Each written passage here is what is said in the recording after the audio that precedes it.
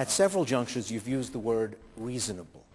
Given the errors in the past and the abuses in the past, isn't it reasonable for the public to demand a very high threshold for the gathering, collection, storage, and use of this information? Well, actually, information technology gives you an argument that that's actually not true, because the very same things that create all of this information allow you a little bit to, after the fact, using audit, control things that you used to put a very high predicate before action on.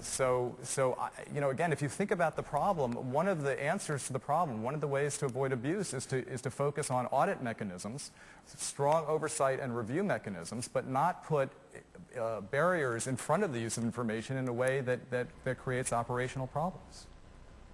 I think one of the difficulties is that we all can get information overload, and there's a kind of fantasy around that if we have more and more and more information, that means more understanding and more appropriate reactions to things.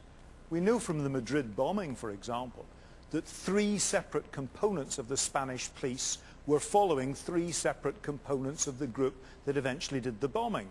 But they weren't relating properly to each other, not because of laws issues, not because of privacy issues, but because they were only following their own line. And I think there's a real question as to whether this notion of massive trawls of information is really a substitute for more thoughtful relationships and ways of working on the security side and cooperating with the population as a whole. You did say, Kim, a couple of times something about government, and government is us. I think a lot of people don't really feel that government is us.